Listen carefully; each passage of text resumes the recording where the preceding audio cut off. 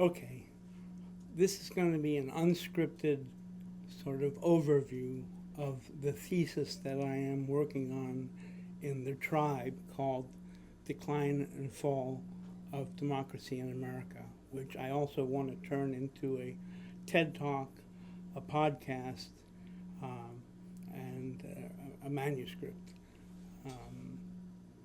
Both a popular-oriented one and a scholarly-oriented one. Obviously, I'm not in ideal conditions. I'm here in my music studio because I couldn't get my Surface to record video, and then I couldn't get my other MacBook to record video out in another place that wasn't ideal and wasn't set up for this, but that's why you see musical instruments around me. The only other thing I can mention is my hat, which I am wearing sort of as if it were a pileus. The pileus has its origins in archaic Phrygia, in the domain of the archaic Greeks. It was meant to symbolize liberty. It was a red hat. It was also used by the Greeks as well as by the Romans, who added another hat onto it, and it became something even more different. Definitely not like this cap, but I'm representing it as a revolutionary cap, which was used in the American and French revolutions quite often. You can see it in some famous paintings of the goddess of liberty in the French Revolution. But that's my attire. And I haven't gotten my teeth yet. That won't be until the end of the month. So right now, my face might look a little funny when I talk. But in essence, I have outlined this thesis into a prologue, a preface, an introduction, a part one, a midpoint, a part two, and an epilogue. And eventually that's what I want to get out into a more scripted format, which won't be as talkative or running on or rambling in different directions or things like that, and we'll hit all of the points I want to hit. But for now, I decided to put out this basic video to try and generate some conversation around it. The prologue is entitled "The Case for Popular Overthrow of Party Dominance via Electoral Reform." I mean, current politics today, and it's not been just this week, it's been growing for several years. You keep hearing commentators and pundits saying, oh, we need to end the violence of politics and the enmity between the two parties, and we need a spirit of bipartisanship, as if one had ever really existed or ever would exist in reality. And they like to wax, on, the days when, Tip O'Neill would sit there and play poker with Republicans in the dens of the House, or any Democrats or Republicans. There's a long history of this kind of things where they play poker, drink whiskey, and got along. But they got along as a political class. They didn't get along as bipartisan getting along. but there was a norm in politics at the time that you were cordial to each other. And that norm is gone. And it ain't coming back. They keep asking, well, how do we get back to it? You don't, is the short answer. And I'm going to explain why throughout this presentation. But the nature of party politics is such, and especially a two-party duopoly, or actually a monopoly of two sides of the same coin, one thing that looks different depending on how you look at it. Two symbiotic organisms, the Democratic and Republican Party, that live together and live off each other and couldn't really live the way they live today without the other, and without the other being the only other. And that gets down to the heart of where I will be heading in all this, and that's why I say the case for popular overthrow of party dominance and the means is electoral reform, changing how we elect our, in particular, our representatives. More importantly than the Senate, more importantly than the presidency especially, but the same electoral reform could be used for both of those as well, and that would be a good thing. But that's not the necessary thing. The necessary thing is for the House of Representatives to become proportional to the population in terms of how John Adams would say it was a mirror image writ large. Well, it's a mirror image of the population writ large, it being a smaller, compact version. But of the multiplicity of voices. And what you'll see is I'll explain how James Madison, in designing the Constitution, explicitly argued for this multiplicity of voices to be there as an essential element in the Constitution for it to work. Otherwise, he said, it would fail, it would die, it would succumb to what we'll talk about is the mortal disease of party and faction, which history has shown all forms of good government, all attempts at good government have eventually succumbed to, and most prone to succumbing to the violence of party and faction, the mortal disease of party and faction, as Madison put it, is popular form of government. Now let me say two definitions to start with, just to get this out of the way for now. I may come back to it as we talk, but the definition of politics and the definition of democracy. You often hear people say, well, we're not a democracy. We're not supposed to be a democracy. We're a constitutional republic. And this is something you will definitely hear very much coming from Republicans who have adopted this assumption without any real historical basis for it. But republic and democracy, whether you call it constitutional republic or just republic, because please someone explain to me what the difference between a constitutional republic and a republic are. And we could easily also say a constitutional democracy and get that same qualifier in there and not have the confusion of the two words republic and democracy. But republic and democracy come from two different places, two approximately different times, but mean the same thing, the popular form of government, where the people rule, and rule is in the interest of the people.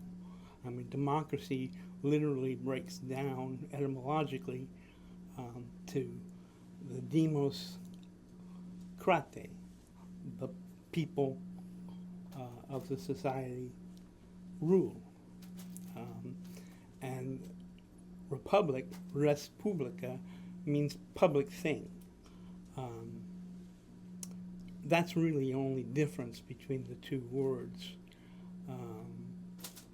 But unfortunately, Madison, in the most important American document, besides the Constitution and the Declaration of Independence, Federalist 10, in which Madison lays out the majority of his political science, his political theory behind the Constitution.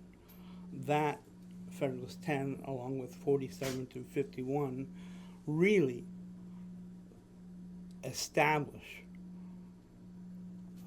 in very eloquent prose the definition of the Constitution, the logic of the Constitution, the purpose of the Constitution, and we'll get to that. So if I say republic or if I say democracy, I'm meaning the same thing. I'm not saying something different. Unfortunately, like I said, in Federalist 10, Madison wants to draw a distinction between, which, this has been very much a wide-held view, between direct democracy and democracy, plain and simple.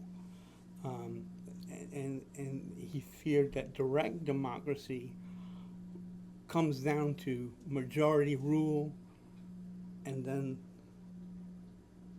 mob rule. Rule for the interest of the majority and not for all.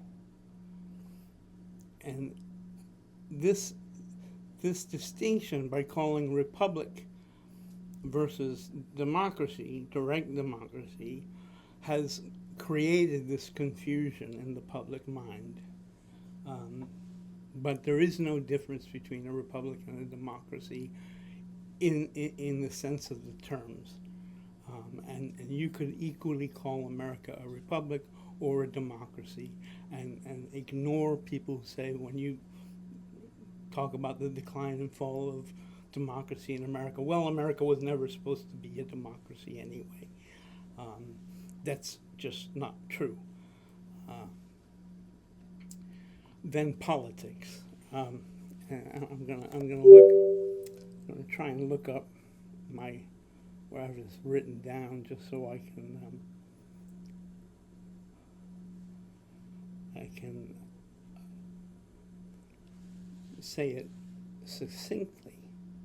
But I have a definition of politics. American political science in particular redefined democracy, and we'll get to that, to fit what they thought the Constitution ought to be, and very much were opposed to the Constitution of Madison and thought it was in error. Now, most people don't read the original texts going back to the mid-20th century, and they just assume that we're talking about the same thing. But no, they redefined democracy in the mid-20th century, and they redefined politics, redefined it from what I start out with, which is the origin of political science in Aristotle.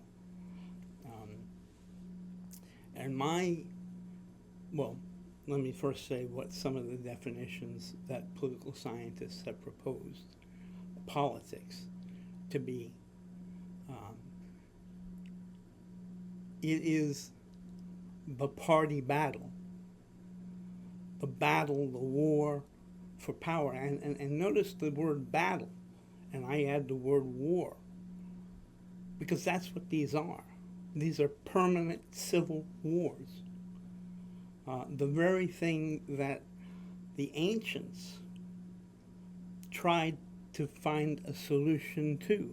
How do you keep good government from degrading, eroding into permanent civil war, which destroys the government and the society often? So, by the way, the Greek word for civil war is stasis, if you hear me use that term at all. I'm not sure if I'll get into that much detail when I get to that section. But the party battle, a competition for power, that was the definition of politics and became the redefinition of democracy by these same 20th century political scientists, primarily American political scientists, but some work from others around the world as well. And then a classic definition is politics is who gets what, when, and how. Again, it's power to get something, to get stuff, to get power, and to use that power for your particular interests. And that's not what 2,000 years of political science and political theory up until the point of Madison was the definition of politics. This is a modern definition to fit empirically what goes on, what really happens. They want to describe what really happens, and they believe that that makes them a science, when in reality what that does is that leads down the path of pseudoscience, because they're defining what they want the outcome to be. They're not looking at what is. So they're not looking at what is and was democracy for 2,000 something years, and what is and was politics as understood for 2,000 something years. They are redefining it to create a science around those redefinitions. And as I will show, that this period in American history is the final fall of democracy in America, the legitimizing of these notions. And let me read to you my definition of politics, which is very much Aristotelian in nature. I define politics as opposed to what I refer to as, quote, small p politics. So I define capital P politics, as opposed to small p politics, which is commonly what is referred to as the party battle and the war for power to control government by one entity, a party, or the definition of who gets what, when, and how. But I define capital P politics as the art of living whereby the people constituting society strive to attain the common good. This is a moral definition. Political science in the 20th century tried to exclude the normative dimension, to exclude morality and ethics from the science of politics. They thought that that's what would make it a science, because they see the moral dimension, the normative world, as fiction. And everything is just the empirical, what is, meaning what is concrete, what I can put in my hands and hold, what I can see, what I can give a concise definition of.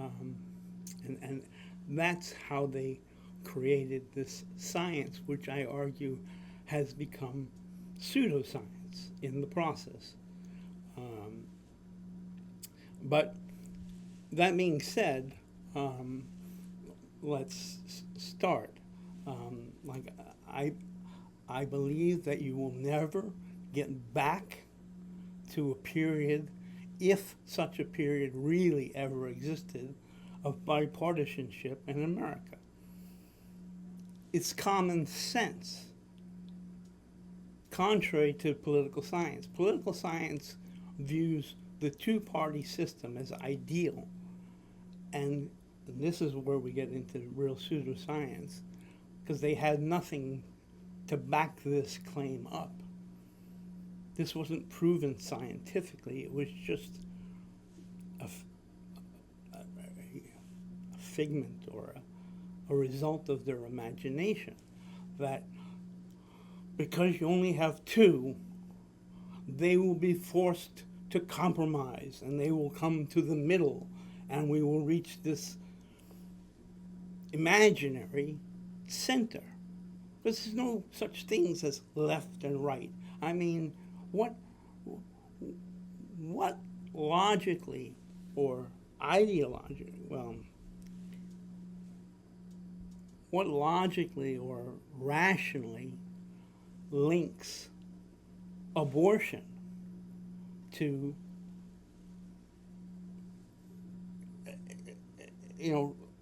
an absolutist stance on gun ownership? I mean, there's no necessary tie. I could be a Republican and be against abortion, but not be an absolutist on gun rights and the Second Amendment. Or I could be a Democrat and be the reverse. So, I mean, these are just fictional notions of left and right, this dichotomy that we force politics into, in part because we've redefined politics to fit that model. But common sense will tell you, if you think about it, I'm going to create a game. Let's say we were in Vegas. I mean, there's no way the House would ever allow such a game to exist, in which there are two players, and only two players, or two factors, and only two factors. So I could bet on both sides, even if I prefer one side and maybe bet more on that side. But I can always win by betting on both sides.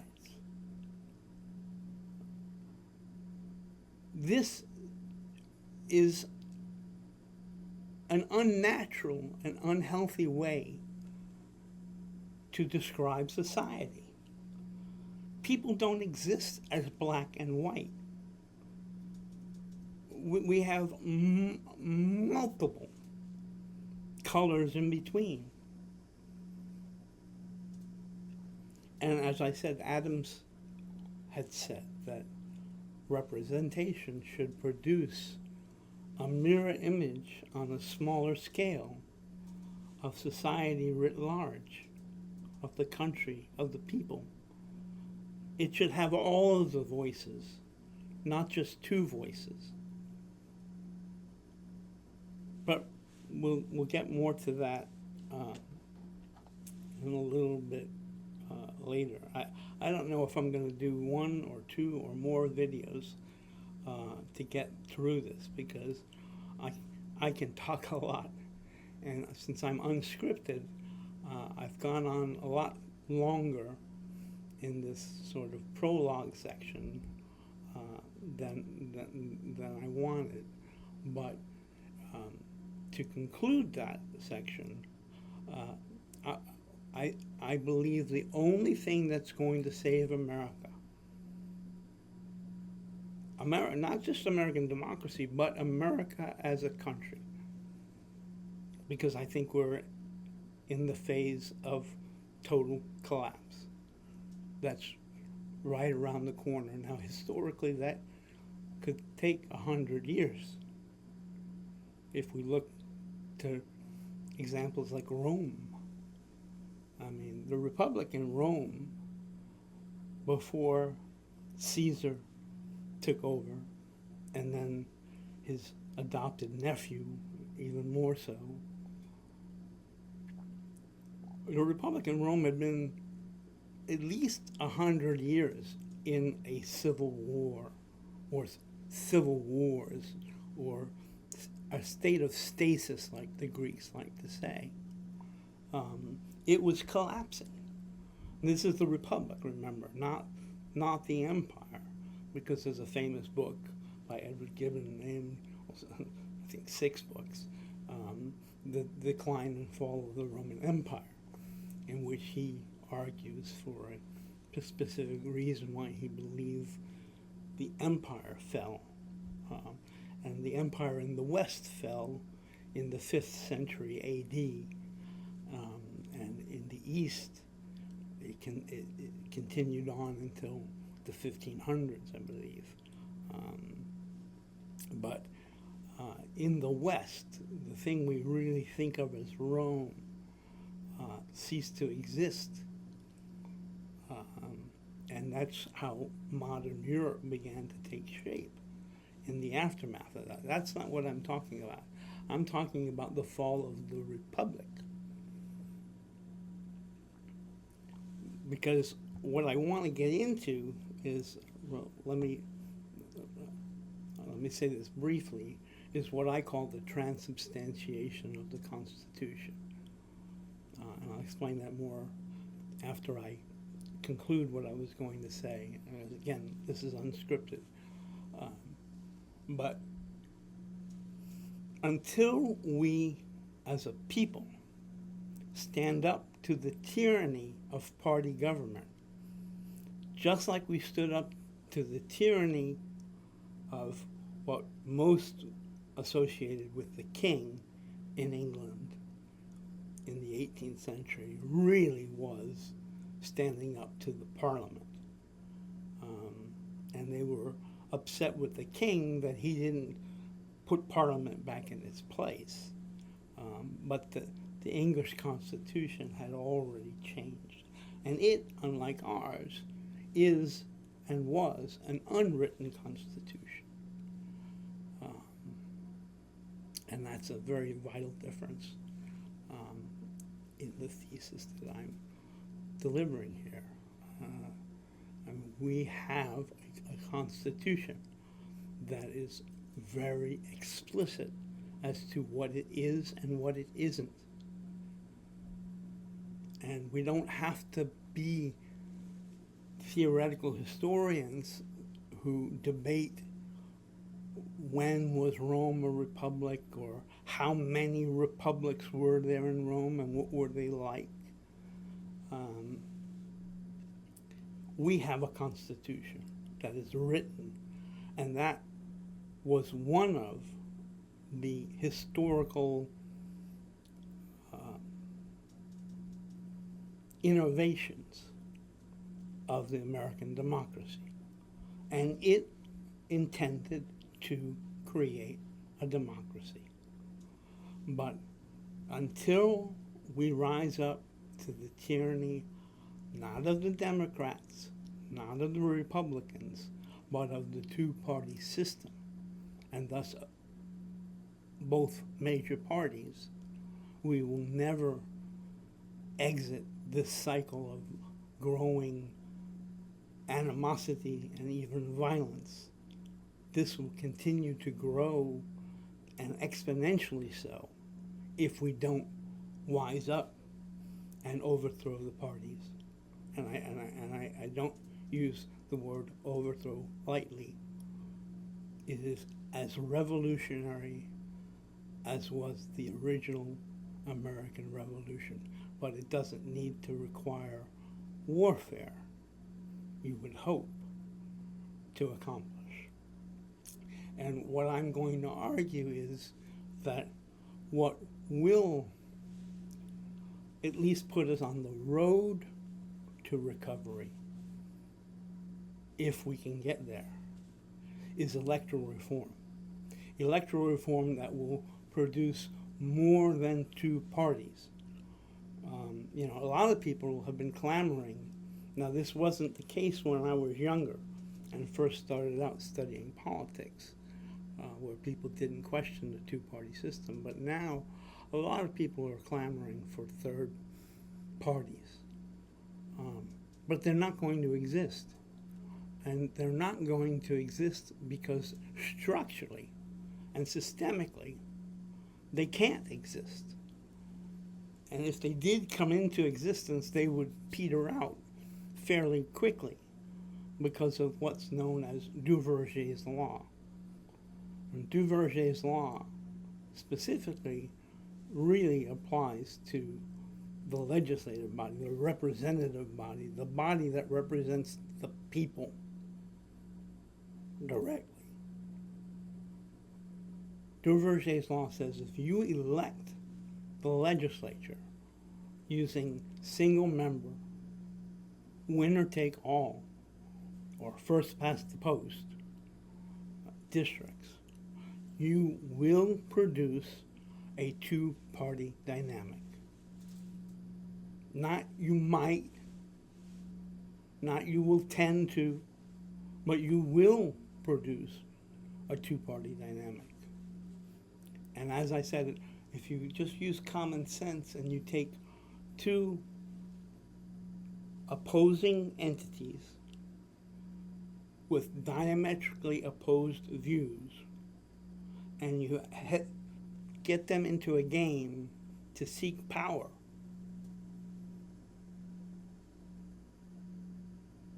right? Power to govern. Why? For what? To govern in their self-interests. The Democrats are an agglomeration of particular interests, and the Republicans are an agglomeration of particular interests, and one might even say, in reality, they both represent the same interests. Because again, like in Vegas, if you created a two-participant game where one is going to win and one is going to lose for certain, and you know that, well, you couldn't create a more manipulable system or game. People rich enough would bet on both players, both sides, both teams, both parties, and they would win one way or the other. Now, they may not get their ideal choice in, but they still own the other side as well, because they needed money to get into office. And the particular form of electoral reform that I'm going to advocate is not mere proportional representation. It actually had its original name by its designer, a guy named Thomas Hare, around the middle of the 19th century. He called it personal representation. There are no winners and losers. Everybody gets a voice translated through their vote into government, and therefore into the process of governance. And that's what's critically missing. The people have no say in government, truthfully. Oh, it may appear so because the interests that they spout every election season, we're for X, we're for Y, we're opposed to X, we're opposed to Y. Yeah, they may put policies into effect that are X or Y. But half the country, I mean literally just about 49% of the country, is opposed to the policies being put in. Now, this is irrational. And of course it's going to lead to, over time, as norms of political sociability between the political class members, despite which party they're in, palling around after work. But it's going to lead, in time, once one norm is broken by one party to get ahead, the other party will have to follow suit to keep up. Otherwise, it's going to lose. Just like Proposition 50 in California right now. The Republicans have decided to gerrymander Texas and other states on a partisan basis for the purpose of changing the balance of power in the House of Representatives. And California has said, well, if you're going to do that, well, we're a big state, and we'll do that, and we can counter your numbers with our numbers. These are the kind of things that I'm talking about. Each time a norm is broken, you're not going back. It's broken forever. And the system is going to naturally not approach a center, this mythical center that political scientists wish for and believe the two-party system would bring us to, and thus stability in government. But it's going to lead us to the peripheries, to a 180-degree separation between the two entities. One radically on one side and one radically on the other, for lack of a better term, left and right. And they're not going to talk to each other, and they're not going to compromise with each other. The one with the majority is going to say to the one with the minority, we get to rule in this party government, especially if they have both the president and the legislature.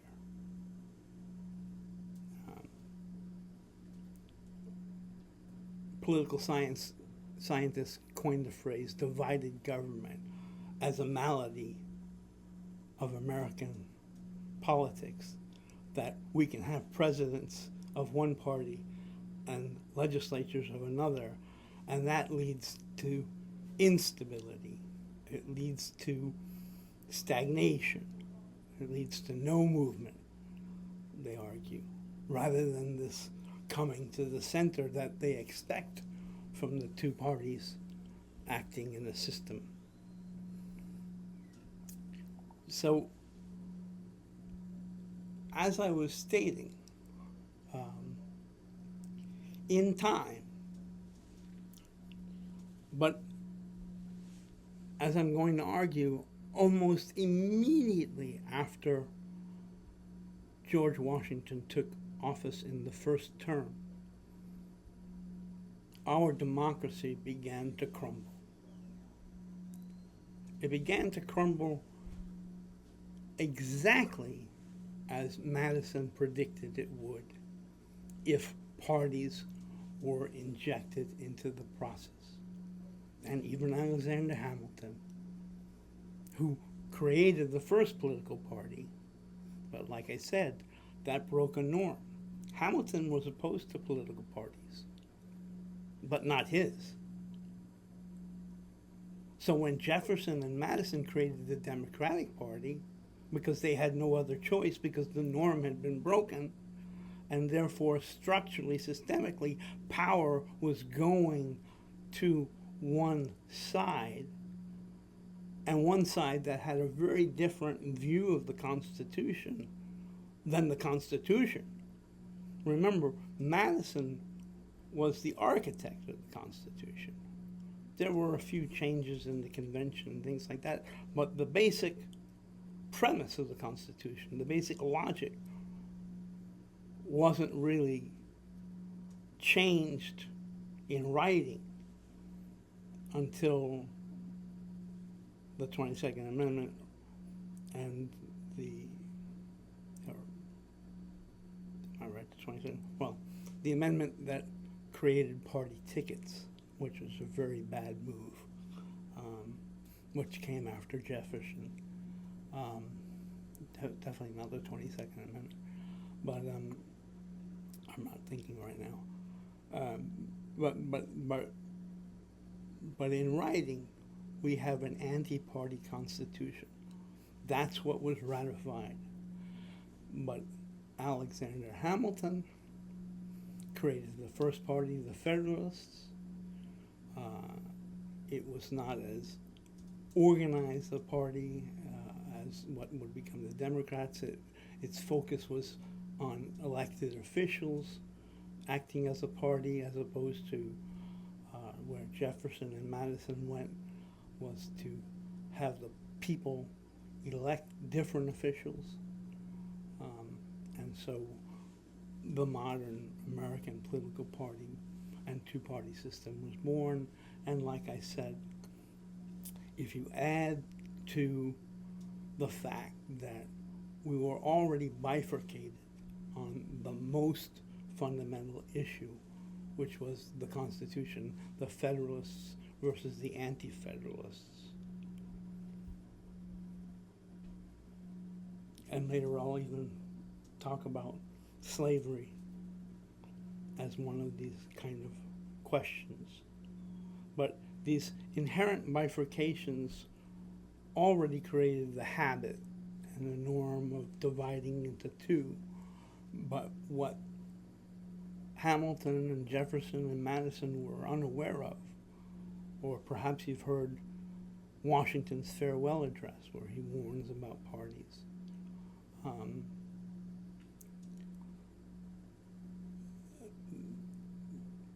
These things, parties in particular, two parties, grew up systemically by perhaps the only law of social science that's really a law, and that is what I earlier mentioned, Duverger's law.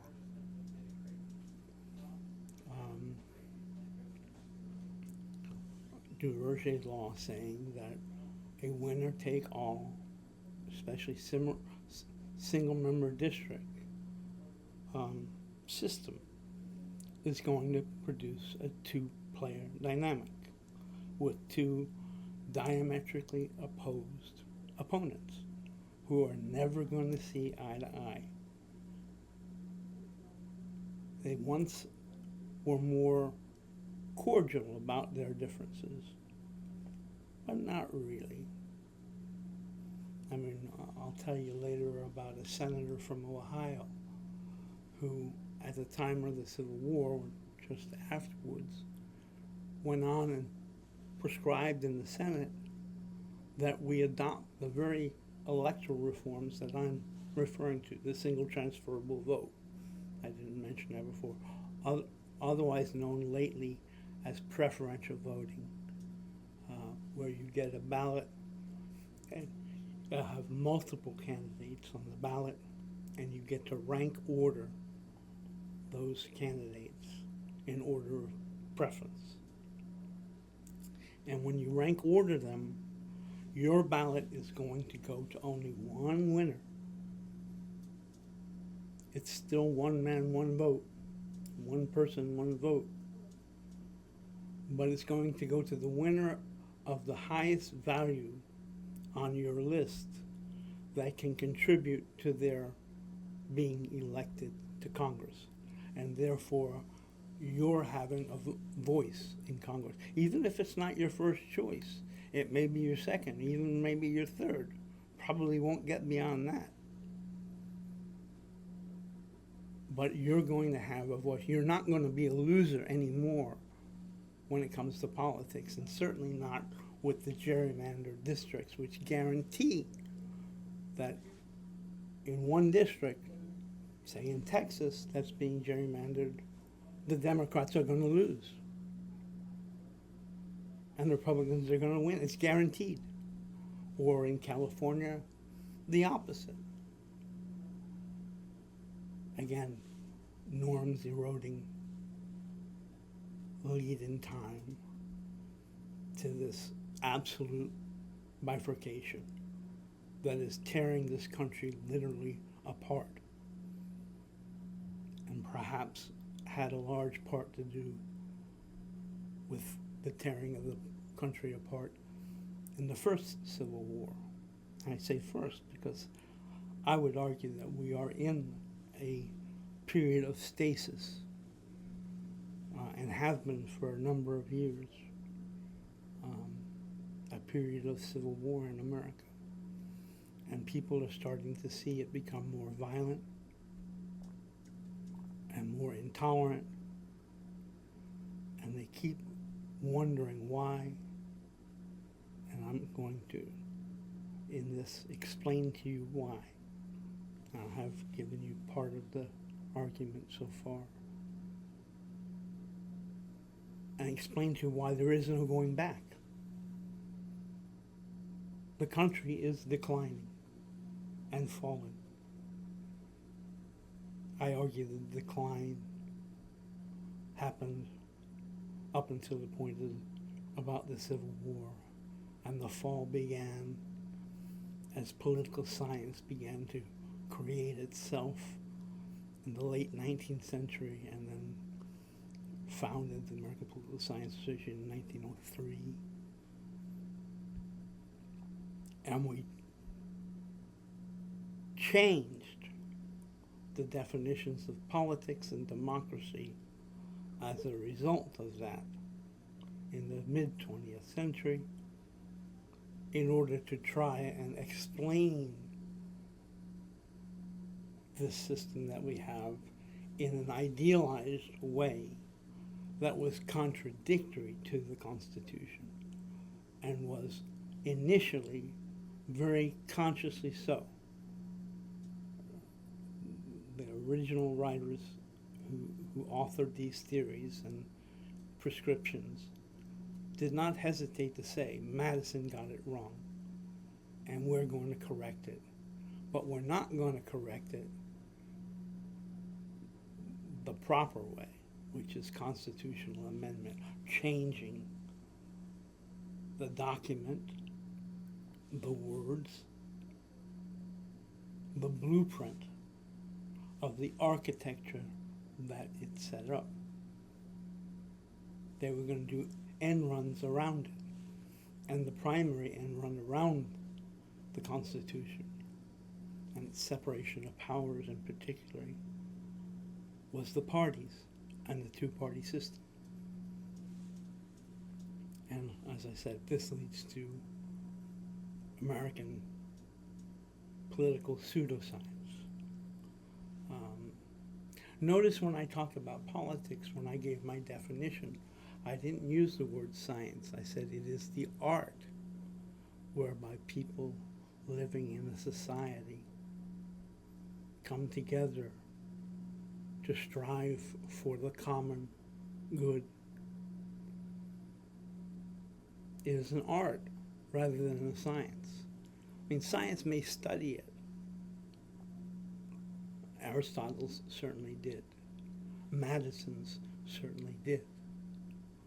But the practice of politics is not a science, it's an art. And if anybody wants to ask, we can spend some time one day discussing the difference between arts and sciences and how they approach things and what the significance is between the two, and why it's important that politics be understood as an art rather than a science. So that pretty much, again, without all of the details I'd like to put in eventually to a podcast or to a speech, explains the prologue and preface and gets us into the introduction, which I touched upon, which is the introduction, part one. I'm sorry, not the introduction. The introduction, which is saying we have a transubstantiation of the Constitution, and that is the problem.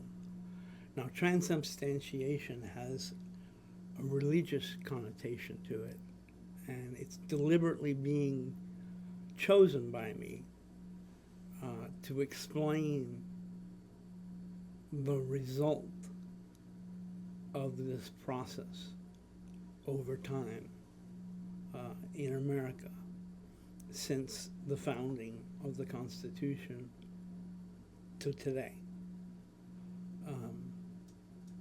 The transubstantiation in the Catholic Mass is when wine and wafers, bread, are claimed to be transformed substantively. The substance changes to the body and blood of Christ, but the form of wine and wafers remains. Well, the form of our Constitution remains, with the one exception of that amendment that created the partisan pairing of the vice president and the president. The substance of our Constitution remains an anti-party constitution based specifically around the separation of powers and federalism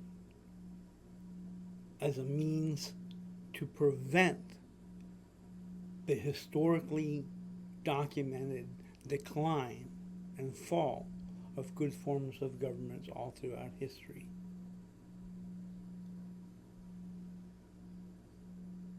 The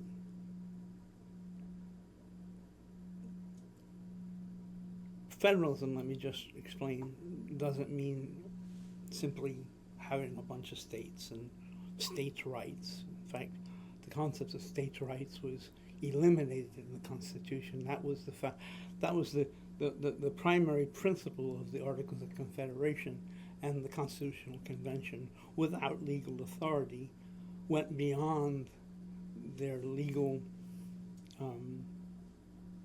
remit and changed the substance of the Constitution from a states' rights constitution to a popular rights constitution. Only people have rights. States don't have rights. The people of a state might have a right as a state, but that's something very different from states' rights. But I'm getting off on a tangent here. So the transformation of the Constitution is we went from a people, popular, centered Constitution, explicitly designed as such, to a party-centered Constitution. When Madison argued very eloquently in Federalist 10 and many other places, including the Constitutional Convention and in papers he wrote throughout his life, that parties were the death knell of the Republic, of democracy in America. That above all forms of constitution, we were the most vulnerable, and we should protect ourselves from that.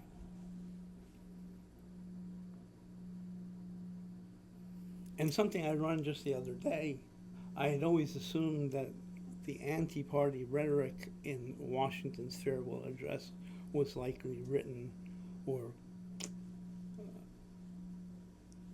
guided by Madison, but I learned actually it was Hamilton.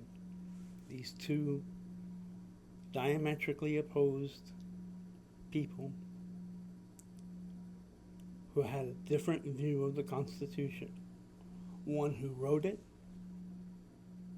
who authored it, who was the architect of it, who defended the logic of it, James Madison, and Alexander Hamilton, who was so frustrated in the Constitutional Convention that he was always outvoted 2-1 by his two other delegates from New York, and that nobody even bothered to discuss the proposed Constitution that he entered into the record, which was very much a monarchical form of constitution, very similar to his very desire to have a strong executive, a strong centralized presidency, which we now have, with a strong centrally industrialized economy, which we now have. And this is what the Federalist Party was about. When the Constitution didn't fit, Hamilton created the Federalist Party as a member of the Washington administration and began to change the shape of America in practice. Not just in theory, not just in the words of the Constitution, but more importantly, without changing those words of the Constitution. The same words we have today. Those words have not been in effect, in large part, particularly the central logic of it, for almost 250 years.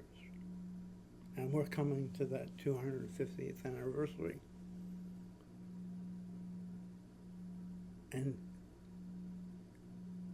as I said, Rome, for example, which also had transubstantiation of its constitution,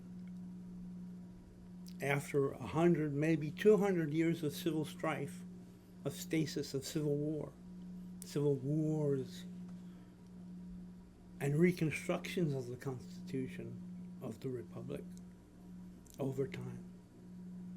So the Republic wasn't, when Julius Caesar came to power, took power, the Constitution already had eroded. And that happened over 100, 200 years. And we're only 200 years old, as a nation, 250 years old. About. So it's not uncommon for this erosion to happen over that many years. That's a short period of time in history without the country completely collapsing. But eventually it did. Or in Rome's case, after Caesar, his adopted nephew Octavian took power by force.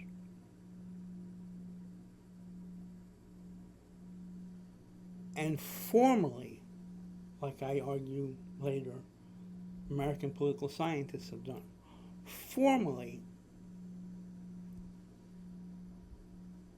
transforms the Constitution. A transubstantiation of the Constitution occurs when a Constitution of the Republic, which was explicitly created from the start and throughout its history to be anti-monarchical. How far it was popular and how far it was oligarchical and elitist, or even aristocratic, if you want to give them some credit. It was anti-monarchical, and Augustus transformed that constitution by leaving the names of the offices the same. He called himself princeps. He didn't call himself emperor. That doesn't come for another couple hundred years. Princeps, first among equal. That's where we get the title, the term prince from. But before you go jumping to the conclusion that was first among equal among the people, this was actually a title in the Senate for a very long time. Princeps senatus. And it had been gotten rid of in one of these transformations of the Constitution during these decades of continuous civil strife and civil war, culminating in the civil war of Julius Caesar, which was brought to a conclusion by Augustus, who is claimed for himself to renew the republic, to renew the Constitution of old. And yet, in this, he was calling himself by one of these well-known titles. He wasn't king. He wasn't monarch. He was simply the princeps senatus, first among equals in the Senate. And other offices and other, the magistracies, the Senate, all of these things remained. They didn't have a written constitution, but the institutions remained in theory, because what Augustus, formerly Octavian, created was in fact a monarchy in the clothing of a republic. He completed the transubstantiation of the Roman Constitution from an anti-monarchical to a monarchical constitution. Just as I argue, we have changed from an anti-party constitution to a party-centered constitution. Party government is what we have, not popular government. And so I've hit the 1 hour mark, and I really have only gotten in to the preface and prologue and the introduction. But I'll take a break now, and I really am hoping that people will comment, because by commenting, I can come back and I can put together a much more concise and to the point presentation, hitting every point that I want to when I want to. But I'll try to put up a couple of videos like this, just outlining the details, and see where this goes. But please join the tribe if you're not already a member of the tribe. The decline and fall of democracy in America, or of American democracy. And please contribute to it. Tell me what you think about what I said. Tell me what you think about what's really happening. And I'll come back and visit the rest of the story, so to speak. Thank you for your attention.